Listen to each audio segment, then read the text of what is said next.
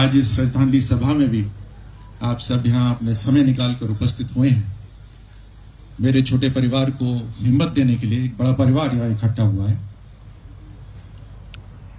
आज खासतौर से हमारे ओम माथुर साहब, गवर्नर साहब, हमारे प्रदेश के मुख्यमंत्री आदरणीय भजनलाल जी भी यहाँ पर उपस्थित हैं। मेरे सभी साथी यहाँ पर हैं। मैं आप सबको धन्यवाद देता हूँ। एक पिता के बारे में कुछ बोलना तो बड़ा मुश्किल चुनौती है, जिन्होंने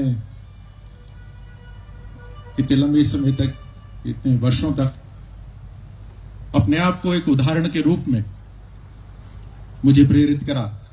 उनके बारे में बोलना बड़ा मुश्किल है, लेकिन निश्चित रूप से जैसे कर्नल भाटी साहब जो उनके साथ युद्ध में थे, वो कह रहे थे कि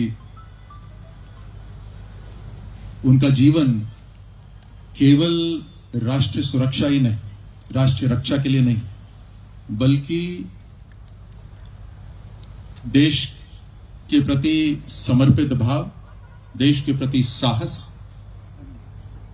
वो पूरे जीवन उन्होंने दिखाया। मेरा परिवार 4 पीढ़ियां एक ही पलटन में थी। एक के बाद एक उसी पलटन में हम गए।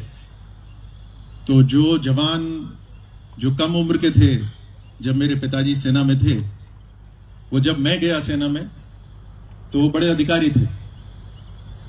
तो एक तरह से वो परंपरा चल रही थी, वो स्नेह भाव भी था। और उन सब से मैं कहानियां सुनता था मेरे पिताजी की बहादुरी की, न केवल युद्ध में बल्कि साधारण जीवन के अंदर। बड़े सरल इंसान थे।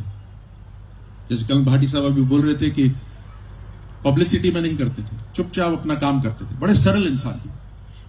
वो तो ऐसे थे जो केवल दूध रोटी में खुश रहते थे, गांव जाकर मतीरा खाने में खुश रहते थे। मेरे को कई बार अवसर मिला विदेश जाने का। मैंने आग्रह करा उनसे कि मेरे साथ चलिए, एक बार भी नहीं गए। वो हमेशा ही कहते थे तो मेरे को गांव जाने का पैसा दे दे, मैं गांव जाऊंगा। तो वो सरलता थी उनके जीवन के अंदर, लेकिन एक साहस भी था। मैं देखता था किस तरह अपने जवानों के लिए खड़े रहते थे, उनके प्रति संवेदनशील रहते थे। जो पलटन का सबसे चुनौतीपूर्ण कार्य होता था, मिशन होता था, वो अक्सर मेरे पिताजी को मिलता था, क्योंकि एक तो पलटन को ये विश्वास भी था कि वो काम पूरा होगा, और दूसरा उनमें हिम्मत थी वो काम लेने की, और फिर पूरे समर्पण भाव से वो उस काम में जुट जाते थे।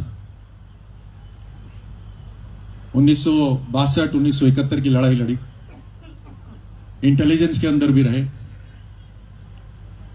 और सब जगह अपनी पूरी क्षमता से काम करा। वो जमाना ऐसा था जब पिता और पुत्र की ज्यादा बातचीत नहीं होती थी, लेकिन मुझे खूब एहसास रहता था कि वो मेरी मां से हमेशा सबसे पहली चीज यही पूछते थे, मेरा नाम लेकर कि वो खुश है ना, उसको बोलना, उसको स्ट्रेस नहीं लेना। वो हमेशा ये बात करते थे कि कोई समस्या परमानेंट नहीं होती। जब भी देखते थे मेरे चेहरे पे थोड़ा सा, बोलते कोई समस्या परमानेंट नहीं होती, आएगी और चली जाएगी, बस तुम हिम्मत बनाए रखना। बहुत सारी चीजें मैंने उनसे सीखी। गांव के अंदर हमारा पुश्तैनी मंदिर है, मुरलीधर जी का मंदिर, बड़ी मान्यता है उस मंदिर की। तो उस समय जो भी तनख्वाह होती थी फौज के अंदर, अपनी तनख्वाह में से हर महीने उनका चेक जाता था मंदिर के खर्चे के लिए। ये सारी भावना है जो मैंने उनसे सीखी। तो उनका जीवन ही मेरे लिए एक प्रेरणा रहा। किस तरह से सरलता से अपने साथियों के लिए खड़ा रहना, किस तरह से अपने कर्तव्य के प्रति पूरा निष्ठावान रहना, किस तरह से अगर अपनी टीम की कोई गलती हो जाए उसे स्वीकार करना, खुद स्वीकार करना। करियर ओरिएंटेड नहीं थे। करियर ओरिएंटेड में बचने की कोशिश करते हैं कि गलती मेरे ऊपर ना आए। उस सामने आके खड़े होते थे, हुई गलती मेरे से हुई। इस तरह के इंसान थे।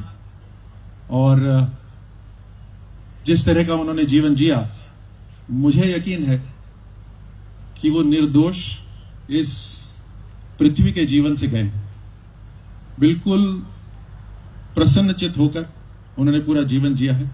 ना दुख में अत्यंत दुखी होते थे, ना खुशी के अंदर अपना संयम खोते थे। बड़े बैलेंस्ड संयमित उनका जीवन रहता था। मुझे यहां तक पहुंचाया, मुझे इतना शिक्षित करा, ये सब उन्हीं के आशीर्वाद से हुआ।